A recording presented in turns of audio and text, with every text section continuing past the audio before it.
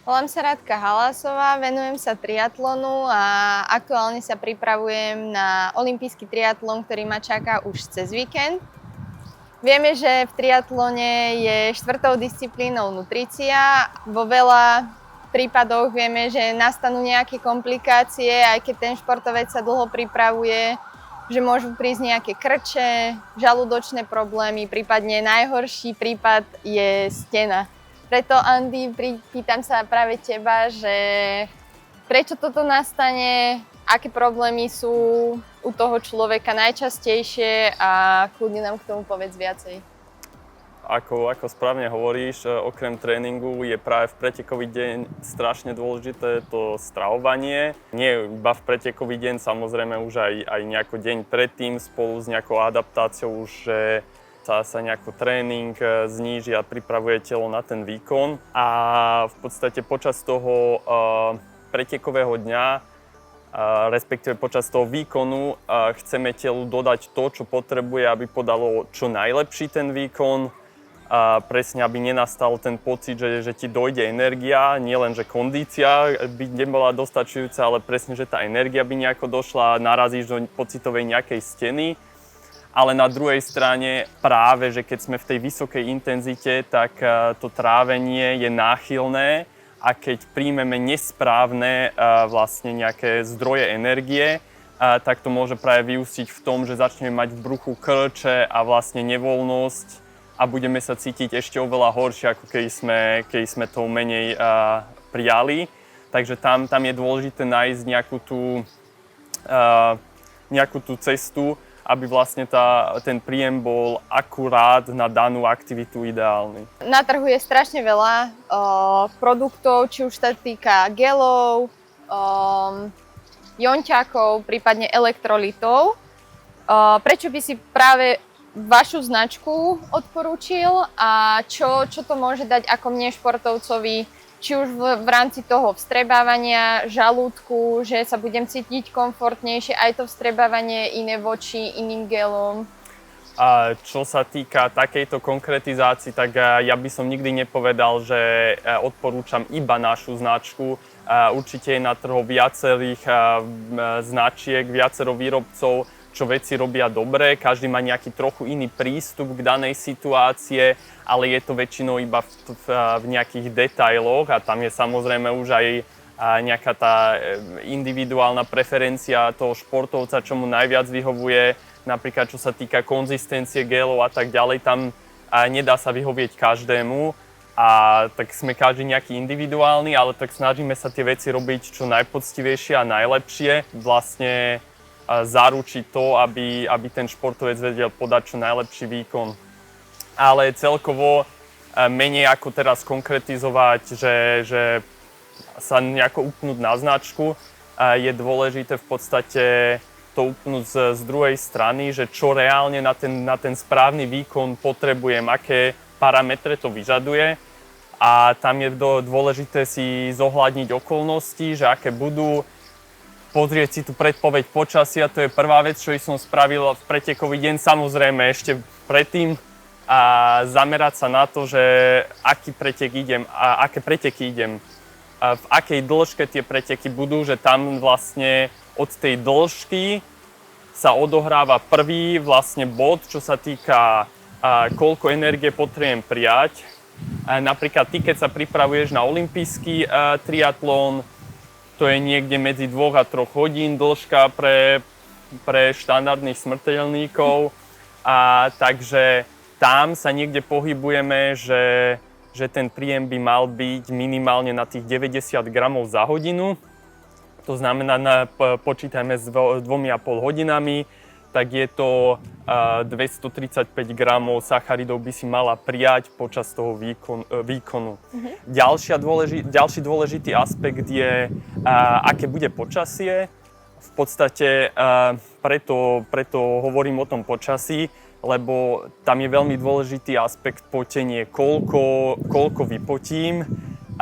Pri potení strácame predovšetkým aj sodík, ten je potrebné pomocou vlastne jonťaku, čo dáme do seba, ale rovnako aj v géloch sa nachádzajú elektrolyty zase doplniť. Ale rôzne podmienky si vyžadujú v podstate iné tie množstva sodíka, že keď hlásia, že má byť naozaj teplo, tak musím toho sodíka určite viac dať, aby nedošlo k situácii, že dostanem krča, ako keď hlásia 12, 13, 15 stupňov a pod mrakom, tak to už nie je potom tak dôležitý aspekt a to už určite postačujú elektrolyty, čo sú čisto ako štandardne v tom nápoji a v géloch. Tak ako sme spomínali, teda v nedeľu ma čaká olympijský triatlon a poďme si možno prebrať, že ako by si už sám ty nastavil možno nejakú tú nutríciu, hydratáciu, dajme tomu už tých 48 hodín pred tým pretekom. Či už áno, formou nejakého carb loadingu, ale dajme tomu, vieme, že nás čaká horúce počasie, tak vlastne už tú sobotu začať vlastne tou hydratáciou, ale poďme si aj ráno pred tým plávaním, kedy si dať možno ten prvý gel, potom možno hneď po plávaní, keď ma čaká bicykel, počas toho bicykla, potom už na behu, že ako by si to ty vlastne formoval do tej nutrície a hydratácie. No ja som to upol v podstate z toho hľadiska, je to olympijský triatlon, bavíme sa o výkone 2 až 3 hodiny. To znamená nejaký že extrémny carb loading, ako sa robí pred Ironmanmi alebo tak, kde sa ide do určitých extrémov. Nie je to úplne potrebné. Samozrejme, dopriať si to hlavne nejakú tú večeru bohatšie na karbohydráty, na sacharidy, to určite áno, aby sa vlastne doplnil glykogén.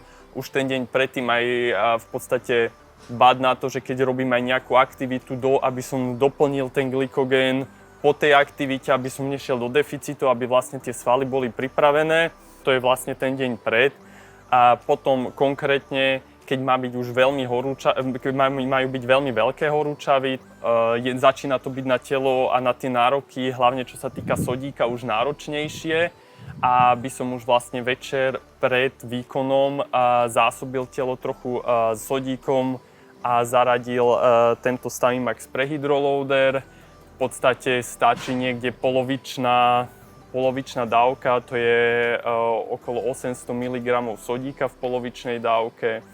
A rovnako by som potom, čo sa týka tohto prehydroloadera, a keď budeme, ale to neskôr, keď budeme si vlastne hovoriť, čo dáme do fľaše, tak tam by som tiež, je to tak v podstate navrhnutý produkt, že je to hlavne ako zdroj sodíka a vieme si ho prisypať do fľaše a na základe toho, koľko si ho prisypeme, tak vieme si nastaviť vyslovene tú individuálnu potrebu sodíka na nejaké dané okolnosti, kde celá dávka má až 1600 mg sodíka. Hej, a vlastne keď ten športovec vie, že sa viacej potí, tak vlastne si tam môže trošku zvýšiť ten pomer vlastne toho hydroloaderu. Presne, že preto to dávame aj ako možnosť, že pridať si do fľaše, lebo potenie je veľmi individuálna vec. Štatistiky hovoria, že až 10-násobné rozdiely sú medzi individuami, ako medzi ľuďmi. Takže nedá sa to povedať, že jeden recept pre všetkých a vieme si to odsledovať. Jednak niektorí ľudia sú náchylnejší na krče, keď je teplo. Po druhé, niektorí ľudia majú ako keby hlavne na tmavých dresoch to vidno, že také slané mapy po nejakej intenzívnejšej jazde. A to sú už také nejaké náznaky toho, že môže mať tie nároky na sodík vyššie a potom je to aj ako hodné si to odskúšať. A čo máme skúsenosti, tak veľa ľudí, čo mali aj nejaké dlhodobé krče, siahali po horčíku, nepomohlo im to samozrejme a potom vlastne prišli na tento produkt a nevedia si to vynachváliť, že keď je teplo, tak naozaj im to najlepšie funguje. Hej, ja môžem aj sama za seba povedať, že vlastne využívam toto a napríklad aj pred dlhou jazdou alebo dlhým behom a dám si to deň predtým, tak proste cítim, že nemám ani tak pocit smedu, ani to potenie, že není také výrazné, ako keby som možno išla bez toho. Určite, že tam to je potom presne ten subjektívny pocit je taký, že sa cítime lepšie a výkonnejší napriek tomu, že sú okolnosti náročné. Ako by si začal v deň pretekov cez raňajky a potom ďalšiu nutríciu? Čo sa týka raňajok, tak máme v podstate jeden produkt, čo je navrhnutý presne na tie raňajky. Volá sa, že Stamimax Meal. Je to v podstate ako keby raňajková instantná kaša, respektíve zle povedané raňajková. Je to ako jedlo myslené, že pred športom, či už tréning alebo preteky. Ale tam zase narážame na to, že je to veľmi individuálne. Toto je nejaké, by som povedal, že z môjho pohľadu optimum, zloženie, čo by bolo dobre prijať, ale nie každý sme rovnaký a niektorí majú veľmi, veľmi citlivý žalúdok, že naozaj dokážu jesť iba biely chlebík, sendvič s lekvárikom a viacej pred pretekmi nedokážu prijať, tak tam treba vlastne z nejakých subjektívnych pocitov vychádzať a sám seba natoľko poznať, že viem, že čo je dobre, vyskúšať to. Ide o to, že sú tam aj trochu nejaké proteíny a tak ďalej, nech ten príjem je komplexnejší a nie na pár gramov sacharidov, akože veľmi zúžený. A hlavne väčšinou ten príjem by som dal nejako, že okolo 2 hodiny pred tým výkonom, ale zase je to veľmi individuálne, že to je potrebné si odskúšať, určite neskúšať v deň pretekov, ale odskúšať overené a by som to vždy povedal, že čo najviac a čo zvládneme, ale nie nad to ísť, že vyslovene počúvať svoje telo a vychádzať z nejakých skúseností, čo máme. Tam samozrejme je dôležité sa držať, že nepríjmať nejaké ťažké veci, to znamená žiadne tučné veci, a takisto žiadne ťažké proteíny, čo by sa dlho trávili a rovnako žiadnu vlákninu, nerozpustnú vlákninu, to je dôležité, že to znamená žiadne šaláty, zeleninu a podobné veci, tak to reálne nám potom môže ako ťažoba držať sa dlho v bruchu. Čo nemá zmysel. Ďalej by som v tej príprave už k tým pretekom jednak popíjal nejaký hydratačný nápoj, môžu to byť kľudne elektrolyty, si doplňať ešte, že počas toho, dajme tomu rána, alebo počas toho času pred štartom, že keď som smedný, kľudne doplniť tú tekutinu vo forme nejakých elektrolytov, aby nedošlo už k strate soli pred tým štartom a potom v zásade už tesne pred štartom nejakých 15 až 20 minút už zaradiť prvý gel s tým, že už vtedy začína väčšinou tá rutina nejakej rozcvičky a tak ďalej. Tam si zvyknúť zaradiť gel, aby sme sa pripravili na to plávanie, lebo samozrejme počas plávania nepríjmame žiadnu energiu, tak vlastne, aby sme vykompenzovali ten čas, že plávame, nepríjmame energiu, dáme si pred plávaním gel. Každý športovec má vlastne individuálny príjem tých sacharidov počas tej hodiny toho športu. Vieš mi povedať, čo by bolo optimálne prijať do tej hodiny počas tej olympijskej vzdialenosti? Nakoľko olympijský triatlon sa niekde nachádza časovo medzi 2 a 3 hodinami, tak keď si zoberieme nejaký priemer 2,5 hodiny, tak je to 225 gramov sacharidov, čo sme mali dokopy prijať, čo vychádza 90 gramov za hodinu a na to máme našu radu produktov Stamimax Pro, máme jednak gély a rovnako to máme v kombinácii so sacharidovým nápojom, ktorý obsahuje aj samozrejme už elektrolyty. Tam je dôležité si uvedomiť, že kedy môžem príjmať akú formu energie, že určite je potrebné sa upnúť, hlavne keď bude teplo, je potrebné hydratovať.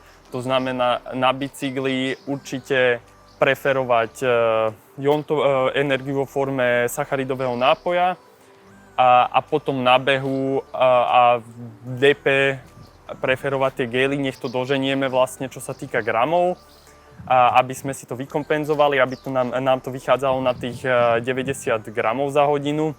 Ja by som odporúčal začať stratégiu tak, že ako som už hovoril, pred plávaním 15-20 minút dať prvý gél, potom po plávaní i hneď pri príchode do depa druhý gél. A v na bicykli, mať 2,5 litrové fľaše zarobené, čo je dokopy liter tekutiny s tým, že mať tam 120 gramov sacharidov. Ďalej vlastne i hneď pred behom, akože zase po príchode do depa, respektíve keď vybieham, a aplikovať ďalší gel a ešte počas behu vlastne dať posledný gel. To znamená dokopy to vychádza na 4 gély a 2 fľaše. Hej. A takisto vlastne aj do tej fľašky, do toho jontiaku si kľudne znova môžem zarobiť ten prehydroloader. Presne.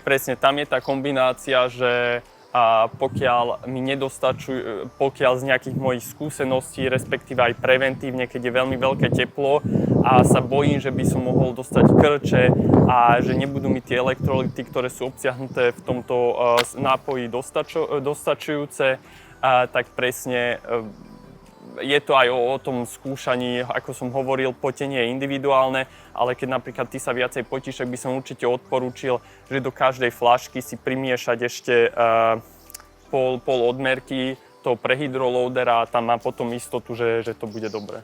OK. Ako by si ešte riešil to, že došli mi gély alebo niečo a zobrala by som si gel buď z občerstvovačky alebo jonťak z občerstvovačky. Či to má vlastne vplyv potom na môj žalúdok, alebo proste, že či by si išiel do toho, alebo radšej... To by som si skôr vždy dal pozor, že prípadne si aj jeden gel navyše zobrať, ako to aj my došli. A tu sa už nachádzame v pomerne vysokom príjme sacharidov za hodinu. A tam už malá zmena toho, tam je veľmi dôležitý ten pomer glukózy a fruktózy.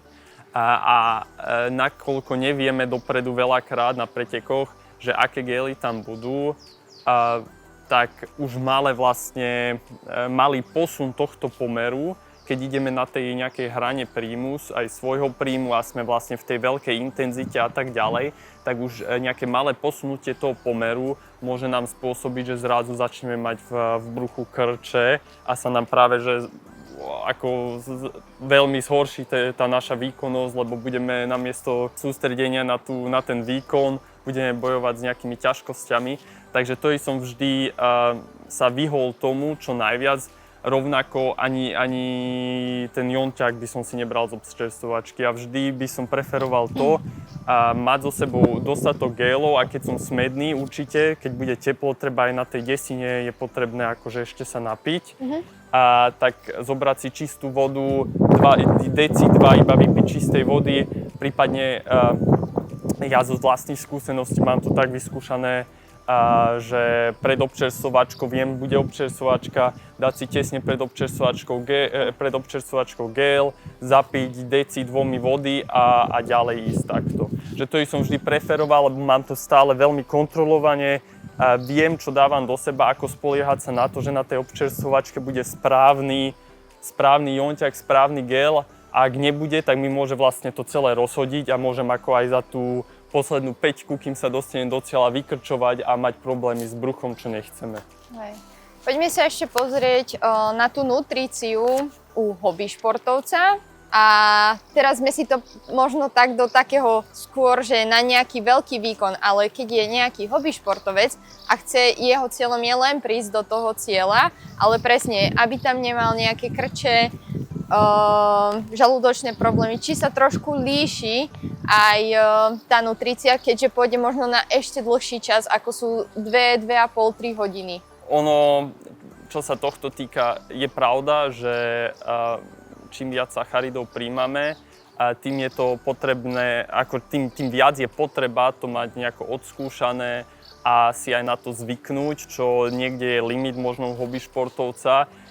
Závisí vždy, že na akej úrovni je ten hobík, že koľko dáva do toho tréningu, či má to vyslovene ako spontánny nápad iba prežiť a dojsť do cieľa.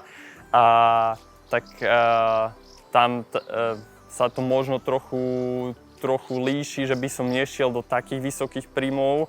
A pokiaľ je to nejaký hobby športovec, čo má odtrénované, ale jednoducho, niekto je rýchlejší, niekto je pomalší, ale čo sa ako pravidelne hýbe a si to aj nejako v tréningu trochu oskúšal, tak by som vlastne z tejto stratégie nejako moc neuhýnal, lebo To neznamená, že on ide o toľko menšiu intenzitu, aj keď ide dlhšie, že to telo stále pracuje a jednoducho tá energia je tam potrebná, ale na druhú stranu pri veľmi akože intenzívnych výkonoch nad určitú dĺžku by už bolo možno ísť aj do vyšších príjmov sacharidov, ale tam zase, keď je nejaký hobby športovec, tam by som to nesilil, lebo tam to môže mať práve opačný efekt, že jednoducho nie je natoľko zvyknutý a môže mu to vlastne takisto začať robiť nejaké problémy. Takže tam by som sa konkrétne v takomto prípade na ten olympijský triatlon by som sa pri každom výkone držal tejto stratégie, že okolo tých 90 gramov sacharidov, to je také celkom osvedčené pri tom. Máme po pretekoch a ako najlepšie naštartovať tú regeneráciu, ako doplniť tú nutríciu a hydratáciu hneď po preteku, aby som čo najlepšie regenerovala a tým, že nie sme profi športovci, tak aby som bola schopná na ten druhý deň ísť aj do tej práce. Tak ako vravíš, je to veľmi dôležitá tiež súčasť a v podstate ide o to, že dať vlastne telu všetky látky, čo potrebuje na to, aby dokázal opraviť tkaniva, čo máme a takisto doplniť glykogén. Pravda je ale, že toto zažíva naše telo nejako aj po každom intenzívnom tréningu, keď ideš intervaly a tak ďalej, tá záťaž je v podstate podobná a tam ide aj o to v nejakom tom globále mať tú nutríciu, tú stravu tak nastavenú, že už nejdeme v podstate do toho pretekového dňa s nejakými deficitmi a každý deň mu dodávame vlastne všetky tie stavebné kamienky, čo potrebuje na opravu, lebo môžem na pretekový deň aj to najlepšie dať do seba, ale keď to nemám ako nejakú rutinu zaužívanú, tak idem s nejakými deficitmi do toho pretekového dňa a áno, cez ten pretekový deň potom pomôžem, dám mu ten nejaký možno regenér navyše, ale to z nejakého dlhodobého hľadiska určite nie je dostačujúce a tam je ako naozaj dôležitá tá rutina, že vždy, každý deň aj mal dosť a iba to potom aj zaručí, že tá regenerácia bude fungovať a bude dobrá. A v podstate na tento účel máme špecializovaný aj produkt, sa volá, že Staemax Recovery Complete.